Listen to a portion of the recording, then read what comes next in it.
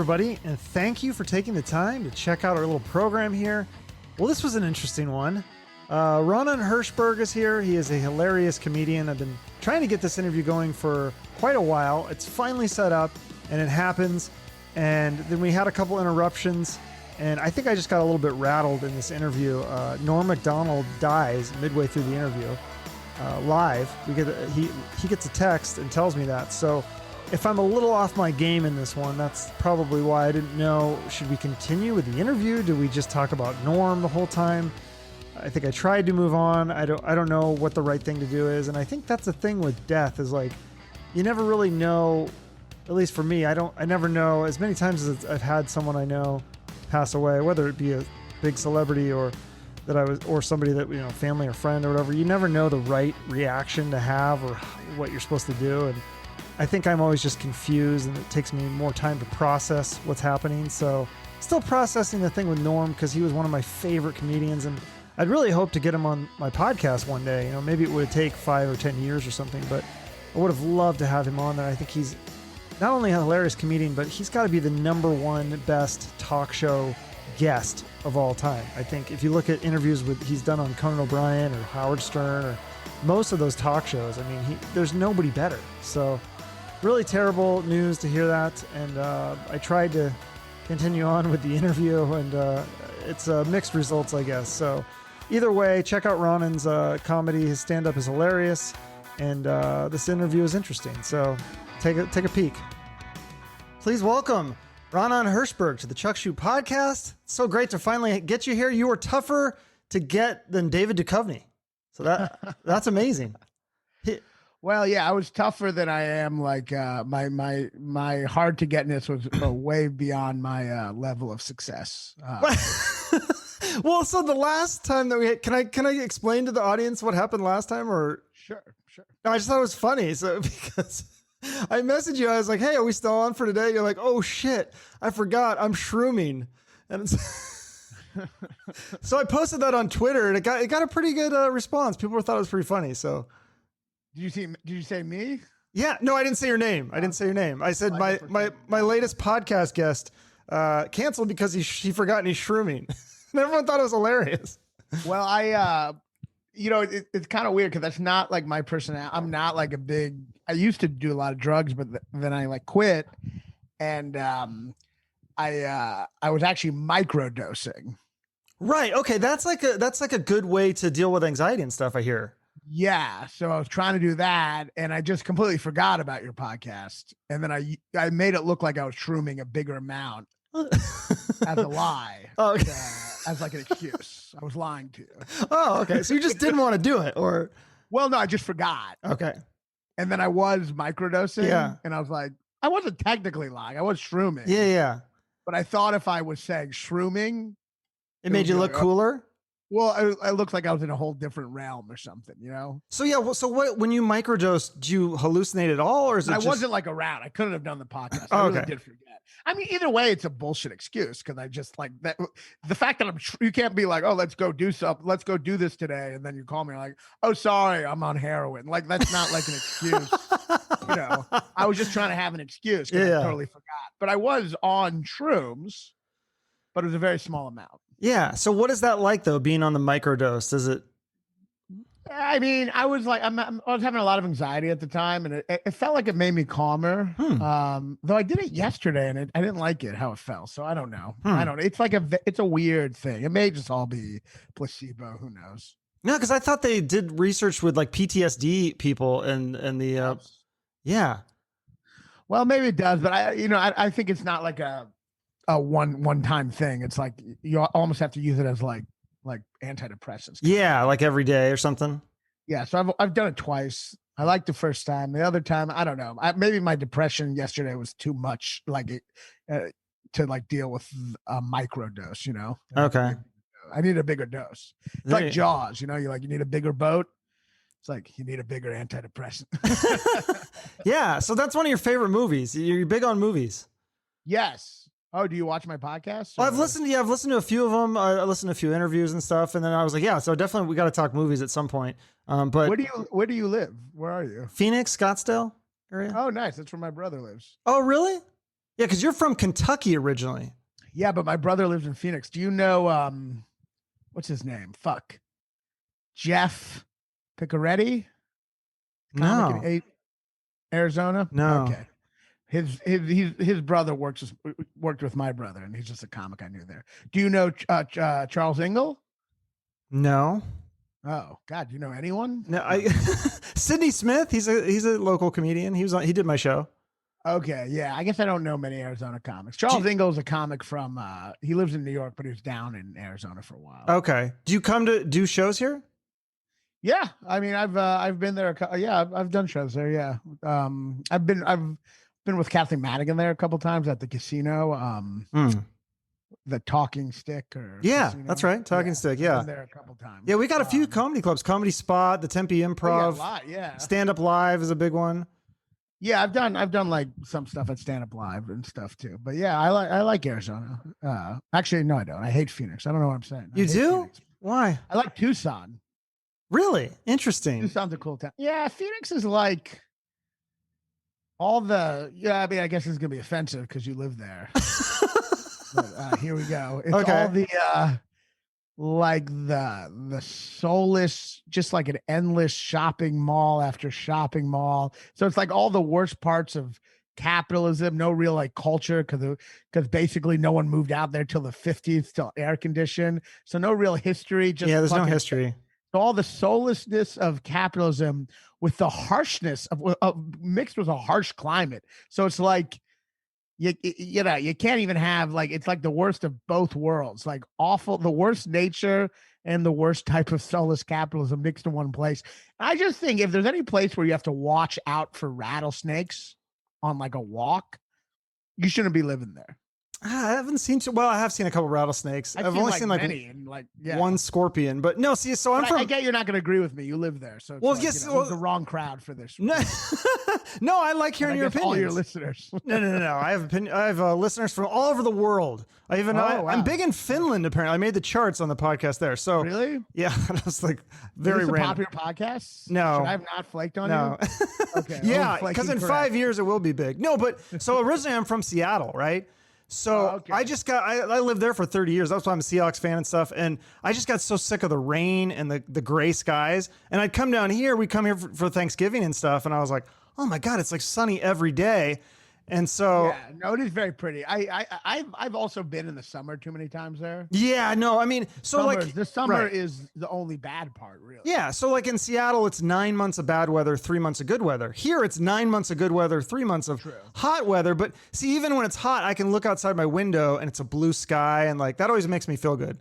True. I guess I'm not as big of a desert person. I like trees and lush, like, landscapes. Well, But I did, when the pandemic hit, I went to Phoenix for 3 months. I stayed with my brother's family. Oh, did you? Okay. So I was there for a long time. No, that's interesting. Because my girlfriend, she's from this area. So she'd come back to visit in Washington and she'd see all the trees and the big green trees and she'd be amazed by that. And now I appreciate it a lot more. Anyways, city. So we're talking about, let's talk about where you're from, Louisville. Tell me about this. Is this a true story where you got kicked out of the Louisville Slugger Museum because you changed the outfits on the mannequins? Yeah, that is true. Wow, you did some deep research. Well, you talked about it on the James Corbin show or whatever. Oh, you mean on that thing afterwards? Like yeah. Thing afterwards? Oh, I totally forgot about that. Yeah, I was like, I couldn't tell if you were joking or if that was a real story. No, that was real. Yeah, I was temporarily. Well, I guess I was banned from there. It was at bar mitzvah. Yeah. I think I broke off like Babe Ruth's fingers or something. I don't know. Oh my God. Yeah, I got banned from there. Yeah. How old were you when this happened? I was bar mitzvah. It was your bar mitzvah. Okay. Yeah. No, it's not my bar mitzvah. Someone else's bar mitzvah. So like 13 though. Yeah. But so I was banned, but which is fine. I mean, you don't need it. I mean, it's a cool place, but it's one of those museums where you just go once, you get it, Right. Yeah. So it's just, yeah. Did you like Louisville? Like you say, it's like horse races. What is it? Horse races, bourbon, Muhammad Ali, and baseball bats. Well, that's a big part of it. I did like Louisville. It was very hard for me to leave. I did comedy there for 8 years. I was on the road, but I really enjoyed the town. I think it's like a very pretty town and chill. It kind of has this nice it's where my childhood was. So I guess I'm biased, but it has this like nice combination of it being like an actual city, but having like kind of some Southern hospitality. It's like it had the Southern hospitality without as much of the racism, you know? So it's a nice little combination. You know? So it doesn't have the racism then. I mean, every place is racist, but I guess it wasn't. It was a fairly liberal town. Okay. You know? Yeah, because for the most part, not like I mean, every place is divided to some yeah. degree, but, you know, we always had like a Democratic mayor, and you know. So it's more, because it's interesting. I visited the South, and I was expecting to be so racist, and I didn't really see it. But then we talked to this waitress, and she was saying that it is really racist, and people just don't see it. It's more like covert. Yeah, I mean, I assume that's what it is, and I'm sure it's covert. I mean, it's covert everywhere, you know. I mean, there's a lot of racism in the North too. You know, I don't know. It just Louisville just had some, you know, it just wasn't like a, you know, backwards place. You know, I want to see. You can still get an abortion there. I think there's one clinic. You know. Yeah, so that's where all the people from Texas will be flying to, or no, they'll probably just they'll just go across the one to. That's a far one. That's a far one. But yeah. But somewhere, hopefully, you know, I don't know what the closest. I wonder if the people have abortion clinics in like Georgia. They must be like, hell yeah, we're gonna get a lot of business. Right. It's just changing the. It's gonna make it more annoying for people. But so if I go to Louisville, what should I? Because I want to go there eventually. Is there things that I should do besides the baseball bat museum or whatever? We got the Muhammad Ali Museum, and you have Bardstown Road's a cool, nice road with a bunch of shops. That's real cool, and like, I spent a lot of time on Bardstown Road. They got a lot of nice parks, you know. You know, they have a cool club, like independent venue called Planet of the Tapes. That's a really cool comedy club venue. And then they also have the Bardstown Theater, which is like the place I kind of started. That was pretty cool, you know.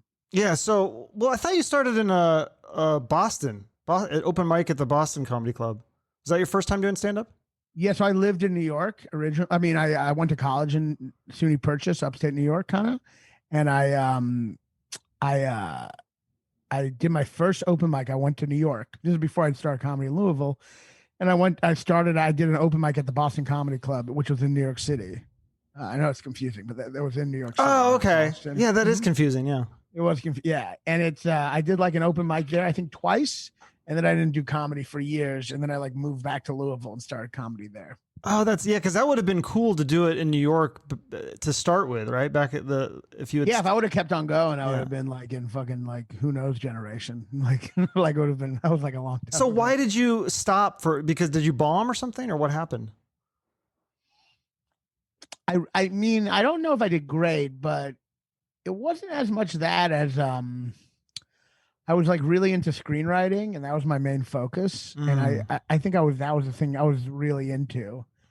And I wrote for years with my buddy. We wrote screenplays in New York, and that was our like focus.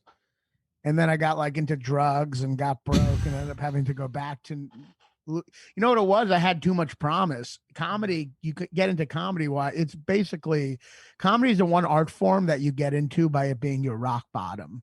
You know what I mean? It's like, really? Well, I got no other. Yeah, I think it's like I got no other options. I'll try this shit. You know, it's like most people who start comedy start it when they're at a bad place in their lives.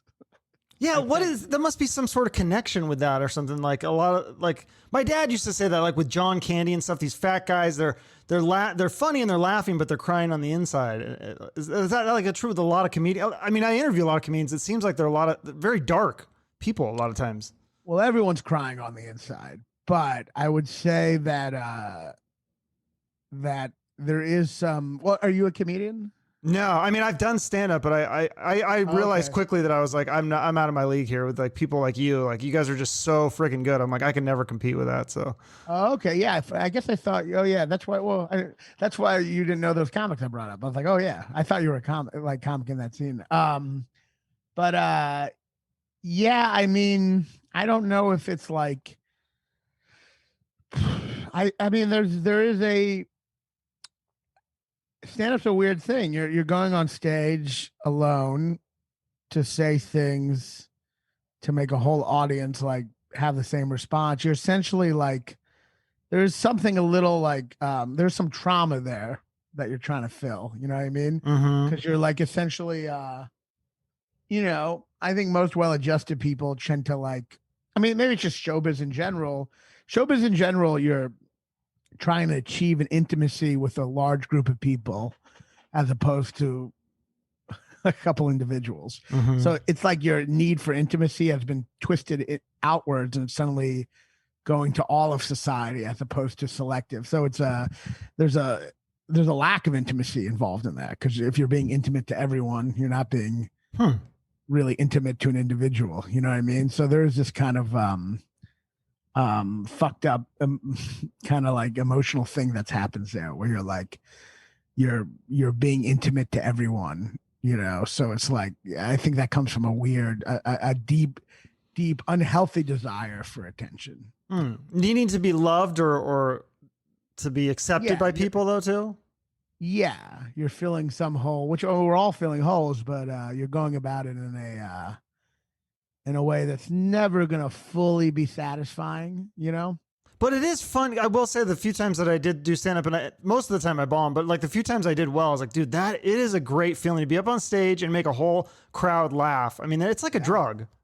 It is a drug. It's a drug for sure. And the hard part is the longer you do it, it's like a drug that no longer gets you high, but then sometimes it does get you high again. But like the hard part, it's easy to do comedy in the beginning because it's very fun in the beginning. You know, it's actually harder as it goes on, and then you're like, really? Well, doesn't it get easier because you get more fans, you get bigger breaks and more connections? You get better. You get better, yeah. Easier. But I guess it gets. Yeah, let me rephrase. It's not. It doesn't get harder. It doesn't get harder. It's the worst when it starts. It gets harder to get excited about it always. That's something that's very easy in the beginning because you're super nervous all the time, you know? So the challenge later on is to like figure out a way to really get into the jokes and really like, you know, like get into the emotions of the jokes and not go on autopilot. You know? Okay. Yeah, because I think you said when you started, you kind of emulated Doug Stanhope. But now your style is like, it's more like you're loud and you're yelling. But like when I'm talking to you now in interviews and stuff, you're more just like chill. So how did you develop this like kind of like yelling persona? I think I mean, I'm naturally pretty loud. I guess I'm just kind of like a little calm right now, but I'm naturally pretty loud. I mean, it'd be weird if I was like yelling right now, but yeah, I don't know. Maybe, you know, I started a lot of bar shows, and I think this fear of people not paying attention to me made me louder, you know? And then I would just like kind of be louder. And I don't know. I did a lot of bar shows where people were talking, so I'd have to be loud I think my loudness is probably, I mean, I think I'm a little deaf, honestly. That's one. But I think my loudness is connected to like a desire to like, bigger desire to have people pay attention to me. You're really like introspective. I've noticed with a lot of these with this stuff, you're really like you really think about it. You're not just giving like the canned answers. Like you really like analyzed a lot of this stuff. Yeah, I mean, I think about it a lot. Yeah, I try to like, you know, I try to think about it, and try to think about, you know, why we do what we do and all that sort of stuff. So, yeah. So what happened with the writing then? Because I know that you like even won like a young artist or young author award when you were a kid. And like, you know, you started like reading all these plays and writing plays and stuff. And so then you said you were writing screenplays. So what happened with that? Why? Cause I know you're really into movies. So, or are you still doing that? I'm still doing that. I wrote a bunch of screenplays with my buddy from college, and then we wrote like, I don't know, like 8 screenplays, and then we kind of like, we just kept writing stuff, and then he kind of went off into becoming a playwright, and I went more into comedy, and he's done very well for himself, and I've done okay. And now in the last couple of years, we've written some more screenplays that were in a place that it's at least getting, you know, getting read by people, or we can finally get it into the right hands. So we're just trying to sell some stuff, you know. So you're still trying to sell the ones that you've already written? No, the ones we wrote a long time ago, I mean, I like them, but it's been so long and we've gotten better. You kind of have to write. This is, I mean, we're at our like, I think we're at our like 10th screenplay at this point, you know, and, but we're trying to sell the last 2 we wrote. Can you tell me about them, or is it top secret? I mean, the one is about well, I mean, I'll just say one's like a comedy that involves I I don't know. I guess I can't. I don't know if I want to fully get into the plot, but one of the comedy, then satire about Amazon. Oh, that sounds And, interesting. yeah, and then the other is a murder mystery, kind of set in a nursing home. Huh. So just two different genres. Oh, But that sounds really interesting. yeah, and yeah, we're just trying to get we're just trying to get them to the right hands. But yeah, I still really like screenplay writing. I like but so I try to do both. Yeah, because I feel like the problem with a lot of movies today is that I don't think the people that write the movies are fans of movie. Like you're a movie fan, so you get it. You know the difference between a good movie and a bad movie. I feel like a lot of the movies I see, I'm like, I don't know why somebody would write this screenplay and how this got the green light. Yeah, I mean, it's just money. It's just so much of there's artistic stuff in movies, but so much of it is if you make this type of movie, this amount of people will see it, and it's more of a just kind of like mechanical, fucking soulless way of making money. It has nothing to do with the art. Yeah, but like, yeah, okay, I guess that makes sense, and that's why they would greenlight it because they know it can make money. But yeah, I don't know. Yeah, make this genre. This amount of people come. If we don't have to spend that much money, we can get this amount of people to come. It's almost like a stock. It's like a conservative stock in a way. Yeah, do you think it's gotten too much with the reboots and the sequels and the superhero movies? Like, I mean, I feel like if I was a kid, I would love it, but I feel like now that I'm an adult, well, I feel like it's too many superhero movies. Yeah, I mean, it's for sure oversaturated the market, but it's also like the film world is changing so much that like at this point the only thing it seems like really what's cost effective in theaters is mainly just these giant action movies, and then everything else is just more cost effective for it to be streaming. So now we're at a place where like when you go to the theaters, I mean, for the most part, it's not even really artistic movies. You're just seeing like fucking roller coaster rides, you ever go to like an amusement park, like Universal Studios, Mm-hmm. and before you go on the Back to the Future ride, there's a little movie that like kind of gets you into the narrative, and they get like the actors from the actual movie. Yeah. It's just a little thing. That's what most of movie theaters are now. They're glorified amusement park like intro rides. You know what I mean? It's fucking, I mean, it's good actors and there's some sense of narrative, but it is essentially that. And it's not like, to me, if you're making a franchise, there's a lack of artistry involved, because to really look at a work as a piece of art, you have to look at it as a beginning and a middle and an end. And when you're making a movie where so much of the intention is to get people to watch the next thing, Mm-hmm. it's no longer a movie, it's a commercial, it's an advertisement for the next thing. Mm-hmm. So it's like so many of these Marvel movies are just advertising for the next Marvel movie. That inherently makes it not very artistic. Yeah, so you're not a big fan of those, and it's funny because you hate a lot of the like really popular movies like Good Will Hunting and Forrest Gump, and you hate 80s comedies, Blues Brothers. Well, I mean, I'm just not.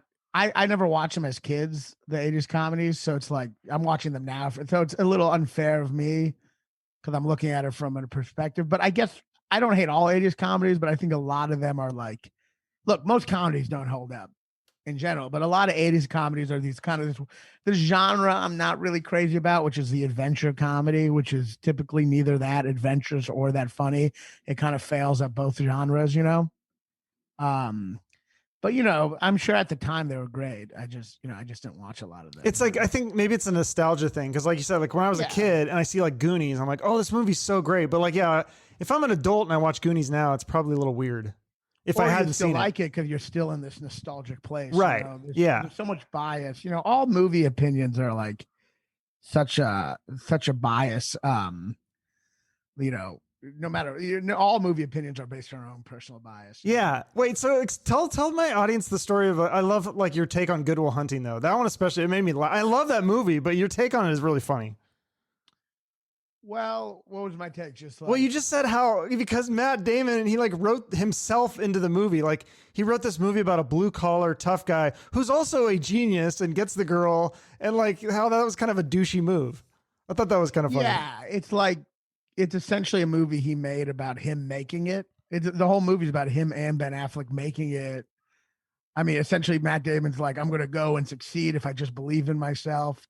So he made a movie where you're rooting for the person in the movie to make it essentially in the movies, even though it's not about the movies. It's basically the metaphor of Good Will Hunting is just, I want you to root for me being successful. It's just pure narcissism. Yeah, I thought that was, like you said, like if that was your friend that wrote that movie, you'd think your friend is a douche. Yeah, because you'd be like, yeah, you're just gonna like have yourself be so smart and get the girl, and like everyone's like rooting for you, and it's just like gross. Yeah, there's got to be. You know what it is? Good Will Hunting is like those Facebook posts where you're like, I'm so excited to make this accomplishment, like you're just bragging, and then everyone on the post is like going, "Good for you," Right. It's just like obnoxious. Yeah. Yeah, but don't we need some of that? We need some I feel like there's so much negativity on social media too. I feel like I'd rather see those than the ones where like everyone's always angry about something. I mean, I feel like those just go back and forth forever, and there's like never a solution. I don't want to see either. I just want to see jokes. You want to see what? Just jokes on social media. I love comment. That's why how I found you. I hate bragging, and I hate like helpless negativity. I like that. Yeah. On Twitter are like, helpless negativity. That's a good way to describe it. Oh, well, yeah. Like Twitter's full of that, just kind of hysteria. Like, like it just makes other people depressed. Yeah. Does it, do you feel like you have to hide people on social media and stuff or limit yourself? Because I mean, if you have anxiety, especially, I would feel like that's like makes it worse. Especially during the pandemic. I get being apocalyptic during normal times. But like once shit does feel apocalyptic, you need people to be a little more positive, Mm-hmm. You can't have things feel apocalyptic and then everyone on Twitter be like, are we just going to be inside forever? And just like openly like posting their biggest worries. Cause then it's just like, it's contagious, Yeah, no, for sure. And then do you feel like too with the tweets, are you scared to tweet stuff sometimes because people are like digging up tweets from like 10 years ago and 15 years ago and then canceling people? Yeah, I looked at all my old tweets once just to see if like there's some I should delete in case I ever, become successful. And there were so many offensive tweets. I was like, it would be easier to just never make it. And that's my goal. Yeah. No, but why do we condemn that? I don't understand that. Like, so if you're a fat guy and you lose like 100 pounds and you post like a before picture and an after picture, people go, good job, congrats. Why can't we do the same for like, you post a bad tweet 10 years ago, but now you're posting good stuff. Couldn't we look at that and go, look, you've made some growth and some transformation. That's a great point. It's just a before after. That's my before after tweets. Right. Yeah. It's like emotional growth or whatever. I used to say the word homo. Now I'm all woke. It's my before after tweets. That's right. I mean, yeah, people could grow. I mean, everyone's grows as time goes on and times change. Like, I don't know why we punish people for some of that stuff. It's weird. Well, it's like you're almost mad at time. You're like, how dare time have move forward? Oh yeah, time is frozen. Yeah, it's interesting because then people get offended. Like people are mad now at something someone tweeted a long time ago, but then you're like, well, people weren't offended when he tweeted it, right? So clearly, this is proof that times have changed. So you're just taking the evolved views we have now and like judging people in the past for them. Like you're forgetting that morality has never been at a fixed place. It evolves. And right. It's like, yeah, I guess it's just people refusing to admit the plasticity of things. They want everything to be permanent. They want a permanent moral basis, and there's nothing permanent, Right. No, I think growth is good. I think it's good that we're like your first joke. I think the one that made me a fan was your Me Too joke, which is like it's so funny because it's like it's showing Me Too in a positive way. But what's the Me Too? I have a couple. Oh, it's the one where you talk about the before all we did was we'd give women a whistle. And that was our way to deal with it. And it's like, no, this is a very serious thing. Yeah. I know it's serious. Let's see what I got in this referee's locker. Yeah. I mean, oh, thank you. I'm excited you said that one because that's like a fairly new one. Is it? Yeah. And it doesn't always work. So I really? Encouragement. Well, I have the word rape in it, so. Yeah, but Oh, you're being like an advocate. I thought more so. I thought it was a positive People thing. have become so sensitive now that it's not even if you're an advocate, they don't always know. I mean, it works most of the time. Okay. Sometimes you have crowds that are dumb, but they also feel like they have to be woke, but they can't really think it through. So they're like, I know you're saying the word rape, and I'm not smart enough to understand if you're on my side or you're on the right side. I just know you said the word rape. So it's that like dumb, sensitive crowd, which is the worst, you know? Oh my God. Being a stand-up now has got to be so tough. Well, yeah, but but you know, at the same time, so much of stand-up is creating tension and releasing it. So much of the real great laughs come from a release of tension, and nothing builds tension more than a sensitive crowd. So in a way, it's a challenge dealing with like a very sensitive woke crowd. But at the same time, if your heart's in the right place and you're up for the challenge, it's much easier to build that tension, you know? Yeah. Well, release it, you know? yeah, I was surprised because obviously you're pretty liberal, but you did a joke about Cuomo, and I was like, oh, because it seems like that's kind of a new phenomenon where comedians don't make fun of Democrats because it's almost like there's like, oh, it's like you don't want to like, promote, the other side. But it's like it used to just be like, I mean, obviously, I'm sure most of Hollywood has always been liberal, but they would make fun of both sides. And so like I thought that was pretty ballsy, and it was a good joke. And but I mean, do you feel like scared to do those kind of jokes too? Because some people might boo, or does everyone hate Cuomo? Because you're in New York, so you're in it. People kind of hated Cuomo after all that. Like, it was fairly safe at that point. I mean, there was a time where people really liked Cuomo when like Trump was in office, and he was just kind of like that. The bar was very low at that point. Well, yeah, at the start of the pandemic, I mean, he was like a hero. Yeah, because you just had to like pretend you care. That was like the bar. It was literally just pretending you care. And like Trump couldn't even do that. It was just like, I don't give a shit about people dying. And so like Cuomo was like, he knew how to like make his voice sound. Maybe he did care. I mean, I'm being too harsh on him, but whether he cared or not, he definitely objectively looked like he cared. Mm-hmm. He'd look like he cared. And that's like, that was enough. And that was like a real source of comfort because we had a fucking, just whatever. But now that Trump's left, the bar's back a little. And you're like, all right, there's a lot of people who look good in comparison to him because the bar was so low.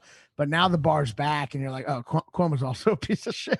Yeah, it's with all this, the women's stuff and all that was pretty bad. I mean, he's like fucking re-signing women like from different places to be closer to him. It's like fucking, you know what I mean? It's just like he's just like fucking with people's lives. Yeah, no, he's clearly like a douche. So, but at that point there were so many allegations, and yeah, I think he lost his. He had a real rise and fall. Yeah, well, your album too. I heard those couple. I heard a couple of your clips, and then I checked out your full album, Downhill Ever Since. Is that your newest one? You don't have any other ones, do you? I'm working on one right now. Oh, you're working on I have an older one before that called Self-Helpless. Oh, okay. Yeah, because this one had some really good jokes. I love the Hannibal Lecter joke. Shit. Oh, what?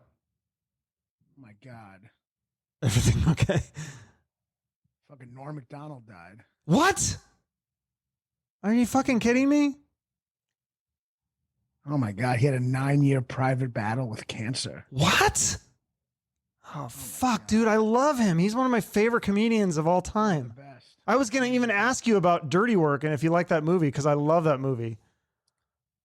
Shit. Sorry. Man. Oh, shit. I should not keep my phone on during this.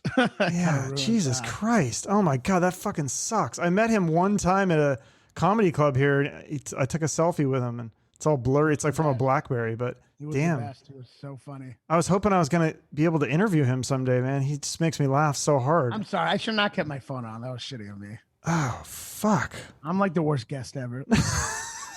I'm like fucking. I hope that's a fake tweet. I hope that's fake news. Please tell me that's fake news. It's not fake. I don't think so. Fuck. How did you? Is it a tweet or someone text you? What happened? I just saw a text. I just glanced at my phone. I was just trying to make sure fucking that girl got back to the lift. I hear you. Okay. Jesus. I'm the worst guest. I fucking flake on the first episode. I fucking late here. I'm on the phone with that girl, and I tell you, like, the most beloved comedian ever dies in the middle. Jesus Christ. I don't know how to process that. Dude. Oh, fuck. Norm MacDonald? Really? Dude, he's seriously like my number one favorite comedian. I mean, next to you. of course. The best. Jesus Christ. Guess I'm the best now. So yeah. But yeah, he was so great. Oh fuck. That sucks. I can't believe it was 9. What kind of did they say what kind of cancer it was? Jesus, let me check. A 9-year battle. 9 years. Oh my God. And how did he keep that private? That's insane. I wonder if people knew, like if some celebrities He knew. was determined to keep his health struggle private, away from family, friends, and fans. Oh my God. He never wanted the diagnosis to affect the way the audience or any loved one saw him. Norm was a pure comic. He once wrote that a joke should catch someone by surprise. It should never pander. He certainly never pandered. Norm would be missed entirely. Jesus. Oh, shit. How old was he? 61. Oh my God, that's way too young. Yeah, fuck. That's terrible. I love his joke. I think, would he tell on Letterman, the one where he talks about being afraid of Germany and World War? Have you heard that one? Yeah, that was his last Letterman. Oh my God, that was so brilliant. That was his last Letterman. Yeah. Fuck. He pulled a Black Panther. He didn't tell, he was about it. Did he have any work coming out? Do you think he had like a comedy album or anything? I don't know. Damn, man, that's terrible. This is like when I was watching Boyhood and my friend texted me that Robin Williams died. I was like, you texted me in the middle of a movie. Oh, and that movie's already sad enough. You don't need more. Do you like that movie? That's one of my favorites too. I love it. It's great. Yeah, it's a great movie. I saw that one in the theater. So you're saying like you don't think that you could see independent movies? You guys got to have independent movie theaters in New York, right? Yeah, for sure. Yeah. Okay. It's just not as many, obviously not as many as the big blockbusters. No. Look, we've already moved on from Norm. Life just keeps on going. I guess. I don't know what to, Jesus, I don't know. It's crazy. Like I've never had this come up where there's giant news in the middle of it's crazy that I'm talking to you while it's happening. That's like, you're a comedian. Did you ever get any interactions with Norm? I never did. And I always loved him. I loved his podcast so much. And I loved his fucking stand-up. I just loved it. He was one of the best. He had the best joke about Trump. He was the kind of guy who had a better joke than anyone on the subject during after Trump got elected. He said people hated Hillary so much they voted for someone they hated even more. That is a great joke. Yeah, I remember that one.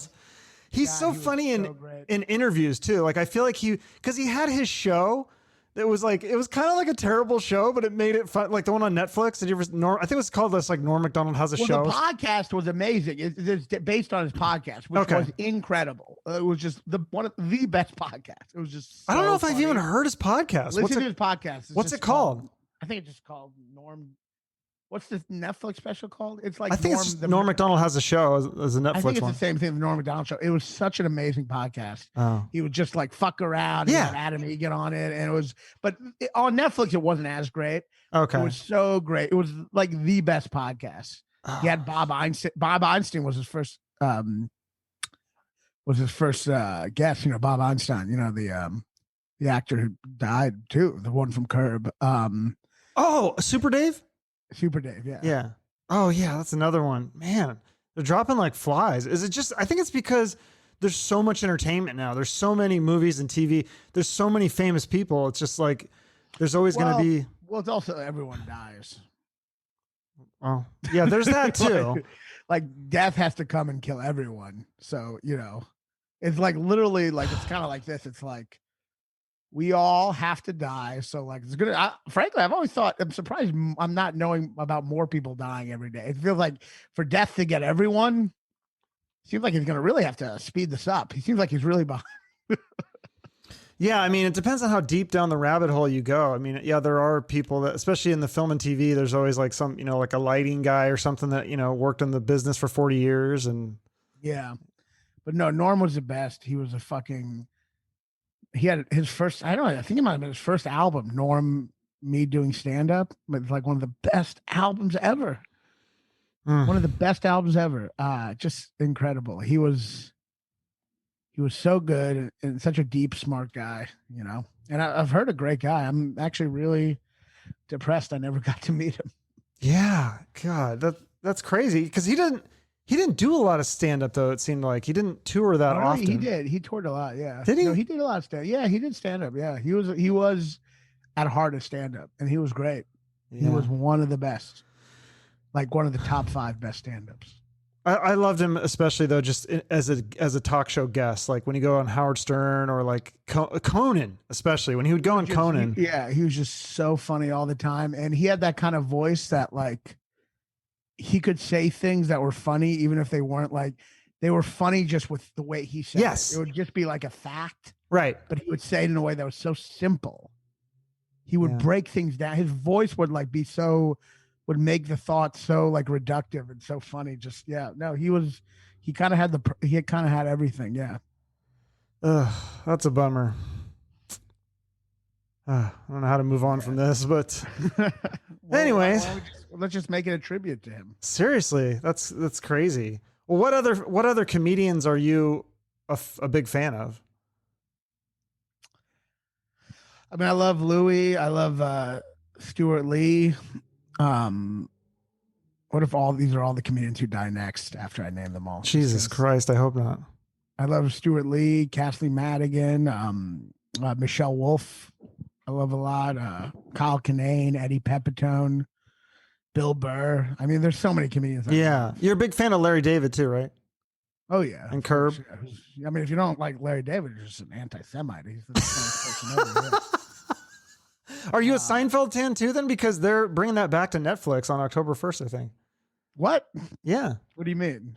Oh, you mean not this? Oh, you mean like just like the reruns or whatever. Yeah, the reruns. Yeah, because for like a whole generation, they probably have never. In fact, I think some of the younger generation thinks Seinfeld is like offensive. Do they? The show or the stand-up? The show, yeah. Interesting. The show's actually. I always thought the show was fairly progressive, isn't it? Yeah, for its time. I mean, I remember there was an episode where they're like being worried about being gay. Yeah. And then they keep on going, not that there's anything wrong with that. Right. And it's like, that's like pretty much up to par to now. Like when you look at the homophobia of so many like movies and stuff, I'm like, that's pretty progressive just to be like, I'm not, but there's nothing wrong with it. There's nothing wrong with that. Yeah. I guess people thought there was not enough black people. I don't know. That's true. Well, yeah. Yeah, that's a good point. But it's like also like you might not have wanted to see them try to write black people. I don't know. Like you might not, But no, that'll be great. I'd love for it to be back on Netflix. I love watching it. Geez. That's a bummer. What about other New York comedians like Mark Norman, Sam Morrill? You've done his show, right? Sam's. I think that's how I found you. I think Sam shared something that you had done. Yeah, Sam's a good friend of mine. Sam's great. Sam's one of the best comics. And Mark. Sam is amazing. Sam helped me more than anyone in my career. I'm really indebted to him for pretty much anything I've had in my career, mostly through him. And so he means a lot to me. And great writer, always working harder than anyone. Really inspiring. An amazing writer. And Mark's great. And Joe List is a comic I love. Yeah, I mean, it's just hard. People ask my favorite comics. It's so hard because I just like, there's so many amazing comics. Are there any like up and coming comedians in New York? Because I remember like I had Ted Alexander on, and he was talking about. He's like, yeah, there's this guy Tim Dillon, and I had never heard of him. Now Tim Dillon's like huge. Yeah, I mean Tim's great. Yeah, there's a lot of great. Me, I'm an up and comer. I'd say 37. Caitlin Palufo is a great comic. Carmen Lagala, Jeff Sheen, Martin Urbano is this amazing comic who's should have been super famous already. Who is it? Mark? What's his name? Martin Urbano. Okay, I'll have to check all these out. Yeah, because you guys know you're in the scene. Yeah, you kind of see people who. Yeah, Tim Dillon was definitely like that guy. The funniest guy. Mm-hmm. Yeah, because you go to the Comedy Cellar and stuff. Is that is that like your home base comedy place? Yeah. Mm-hmm. Okay. And yeah, you see so many great comics there. Yeah. Okay. There's so many comics I love. Yeah. I should probably wrap up in a second. Yeah. I was gonna say it's about that time to wrap up. So it's been Now you want to get off. You're like, fuck. well, no. I just because you No, said you had to no. go. I could talk for another hour if you want, but Yeah. you got to get going. So yeah, we'll wrap up. Just I like to end with each episode with a charity. I think I don't. You probably forgot, but yeah, I don't know. If No, you, I remember. Oh shit, yeah, the charity I want to, the charity to invest in. I would say just go to with the, promote. Yeah, if there's something that you want to give a quick shout out to, I'll put your link in there, and then if people have a few extra dollars after they buy your album, they can throw a few bucks to something that's near and dear to your heart. Not political, not to be political, but I think the ACLU would be a good one to donate to. No, that's a great. Yeah, I've had that one. Since the certain places it's very hard to get an abortion now because of laws, and ACLU is gonna, well, yeah, because doesn't that law? I mean, whether you're pro or anti, I mean, really, all it's going to do is going to just make people have to drive farther to if they really want one. It's unnecessary and insane, and the ACLU, I believe, is trying to help out. So yeah, the ACLU is who I would recommend. Yeah, I feel like they're just trying to look out for people's liberties. Yeah, for sure. Yeah, that's always a good thing. Not to get political, I know. I know. Well, here. Can I just say one thing? I think it's a divisive thing, right? So half the people are pro-choice, half the people are pro-life. But can I just say, I think, is this a crazy thought? Maybe it's crazy, but I feel like nobody's pro-abortion. So could we just maybe not make it illegal? I feel like if it's if you have a plane and you're trying to take the parachute out, well, we don't need to take the parachute out, but could we maybe teach people how to fly better, and then maybe teach them? That would be the strategy rather than saying we're going to ban abortion, because that you try to ban anything in this country, it doesn't work. It's like making drugs illegal. Yeah. It's just going to have a bad. Yeah, it's not the right way to go. I mean, look, I will say this about pro-life or pro-choice, because I am pro-choice. Sure. But at the end of the day, it's one of those things where you can't really prove it. It's a philosophical argument, and there's no way for someone to come down and be like, a baby is a baby right now and not right now. Like, that's all philosophical. I just think a woman's right to choose is more important than, but if you're pro-life, I don't think you're a horrible person necessarily. I just disagree with you, and I support. But that's a mature opinion. There's some people that would not agree with that, and that's what I try. I try to have people on from both sides and hear their I opinions. don't think people who are pro-life are like monsters. I don't, and certainly not. I think it's, I disagree, but it's also the kind of thing where it's like, it's not something where you can really. I always just wondered, the people that stand out of the abortion clinics with the big signs and stuff. I'm like, wouldn't that time be better spent mentoring a young at-risk girl, and you might actually prevent an abortion, or that would be. I feel like that would be a better use. And it's also it's a little anyone who protests someone doing something like that is kind of well, it's okay for you to not get an abortion, but you want everyone to live by your exact values. You know what I mean? And there's something a little totalitarian in that. Yeah, I don't like that. I wish. Yeah. If people could just kind of stay out of each other's way. I guess I'm kind of more I opened for a comedian who is people have been angry about in the past, and there were some protesters. Really? Can you can't say who it was? It was Louis. I opened for him once, and there were protesters, and honestly, it felt like going into an abortion clinic, because there's all these people outside getting mad at people coming into the show, and it's kind of I get that you don't want to go to the show. Right. But when you're protesting other people going to see someone who they personally think, even if what they did was bad, they think it's not they think maybe they've already felt consequences and it's okay for them to move on now. Mm-hmm. For them to think I have a right to see this person, you protesting, you are like the people at the abortion clinic. You are even though these are the most liberal, feminist, whatever, you are the same. It's the same mentality. And it felt like the same mentality. It was people not wanting you to do something just because they don't like it. But it's you have to give people the right to make their own choices, There's something, there was that, seeing those protesters, it was that same fascist kind of feeling, that same, I don't want anyone I want everyone to bend to my beliefs in an issue that's complicated, to say the least. Right. It's divisive. Clearly, it's clearly not black and white. No. Yeah, because if it was, we would all be on the same side.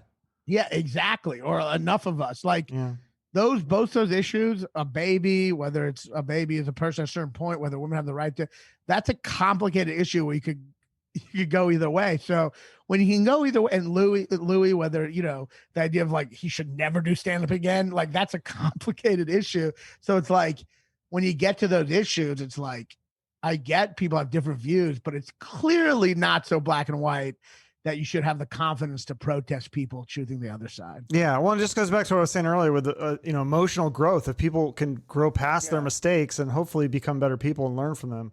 I love don't, if you're against abortions, don't get one. That's if you're against legal drugs, don't use them. Yeah. Don't get it. You really shouldn't if you are against it. Mm-hmm. All right. Well, I'll let you get going because I know you got a thing you got to do. So, all right. Well, sorry again for the late and the delay and the bringing up that fucking Norm MacDonald died. That's so sad. I'm bummed about that, but weird that it just happened to happen when I'm talking to a comedian. Pretty crazy. So, oh, you don't always talk to comedians? No, like maybe once a month or so. Okay. I've had a lot of comedians on. I've had Mark Norman. I've had Fahim. Oh, great. Pitch that. Yeah. Oh, do you love him? Yeah. He's one of my, I've followed him. He's from Seattle. So I used to go see him when he was just like he's from Seattle. Yeah. I didn't know that. I love him. Yeah. He's so great at act outs, which you don't see as much. Can I plug a couple of things? Oh, yes, sir. Of course. Yeah, of course. Well, just a couple of things. I'm shooting a special this fall, so I'm trying to get more people for my YouTube channel.